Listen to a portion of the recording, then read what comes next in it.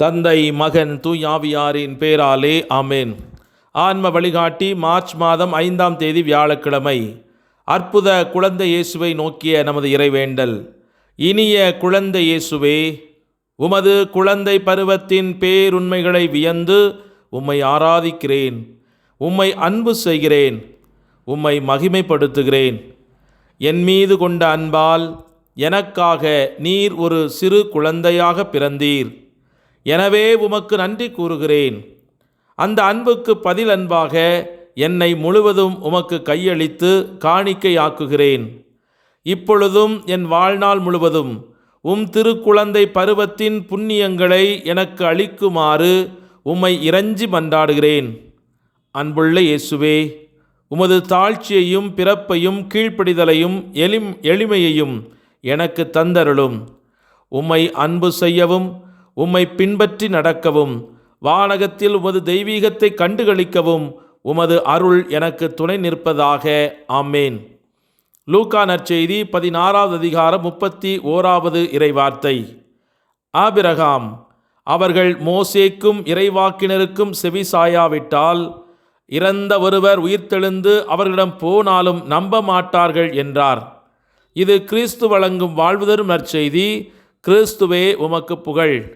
சிந்தனை: கிறிஸ்தவ ஒழுக்க நடைமுறைகளில் முதலாவதாக சரீர ஒருத்தல் முயற்சிகளை பற்றி இன்றைய நாளில் நாம் சிந்திப்போம்.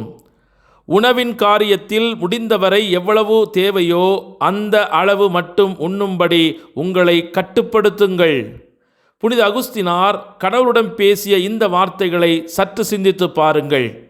ஓ என் இறைவா, ஒரு தீர்வாக மட்டுமே உணவு உட்கொள்ளும்படி நீர் எனக்கு கற்பித்திருக்கின்றீர். ஓ ஆண்டவரே, இங்கே சில சமயங்களில் அளவை தாண்டி உணவு உட்கொள்ளாதவர்கள் எங்களில் யாருண்டு? அப்படிப்பட்ட ஒருவன் இருந்தால் அந்த மனிதன் மேலானவன். அவன் திருநாமத்திற்கு மாபெரும் மகிமை செலுத்துபவனாக இருக்கிறான் என்று நான் சொல்வேன் என்று கூறுகிறார். நீங்கள் தேவையின் வரம்பை தாண்டாதபடியும் இன்பத்திற்கு உடன்தர உங்களையே நீங்கள் அனுமதியாபடியும் கடவுளிடம் அடிக்கடி மன்றாடுங்கள். அவர் தம் வரப்பிரசாதத்தை கொண்டு உங்களுக்கு உதவும்படி ஒவ்வொரு நாளும் ஜெபியுங்கள்.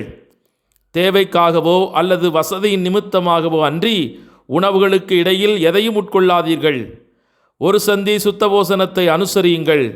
ஆனாலும் அவற்றை கீழ்ப்படுதலின் கீழும் இரகசியமாகவும் மட்டுமே அனுசரியுங்கள். சரீர ரீதியான ஏதாவது ஒரு திருப்தியை அனுபவிப்பது உங்களுக்கு தடை செய்யப்படவில்லை. ஆனாலும் கடவுளுக்கு நன்றி கூறி ஒரு பரிசுத்தமான சுத்த கருத்தோடு அப்படி செய்யுங்கள். உங்கள் தூக்கத்தை ஒழுங்குபடுத்துங்கள்.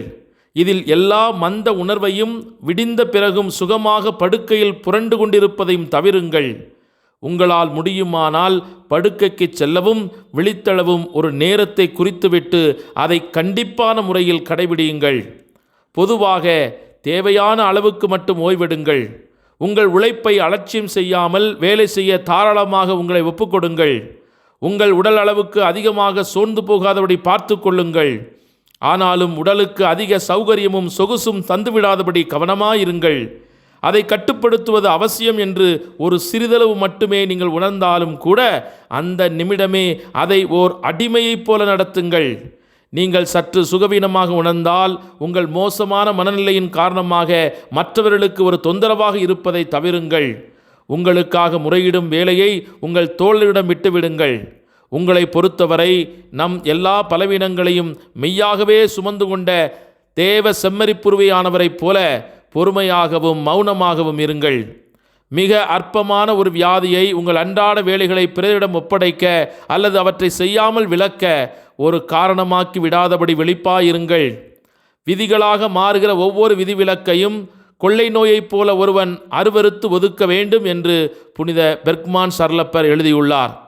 நோய் என்னும் சோர்வூட்டுகிற ஒருத்தலை அமைந்த மனத்தோடு ஏற்றுக்கொள்ளுங்கள். தாழ்ச்சியோடும் பொறுமையோடும் நிலைமையோடும் அதை அனுசரியுங்கள். ஜெபிப்போமாக.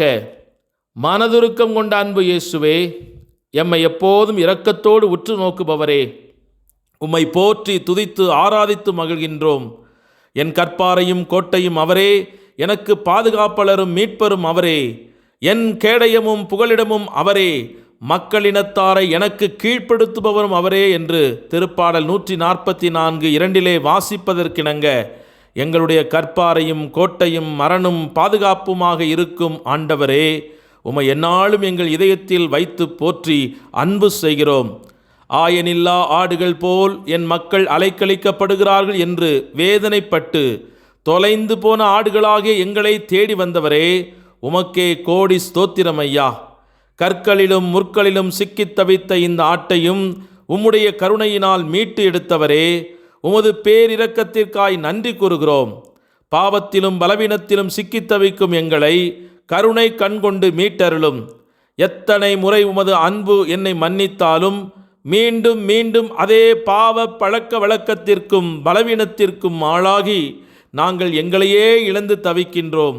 அந்தோ இரங்கத்தக்க மனிதன் நான் என்று பவுலடியார் கதறுவதைப் போல உள்ளத்திலே இப்போது நான் கதறிக்கொண்டிருக்கிறேன். உமது பரிசுத்த இரத்தத்தினால் என்னை இன்று மூடிக்கொள்ளும். சாத்தானின் சோதனைகளில் நான் வீழ்ந்து போகாதபடி என்னை காத்தருளும். மனத்தாழ்ச்சியோடும் நேர்மையோடும் நான் வாழ்ந்து என் பரிசுத்தத்தை காத்து உம்முடைய அன்பு பிள்ளையாய் வாழ எனக்கு வரமருளும். இன்றைய நாளில் நாங்கள் செய்யும் பணிகளில் எங்களுக்கு துணையாக வாரும். பயணங்களில் பாதுகாப்பை உறுதி செய்யும்.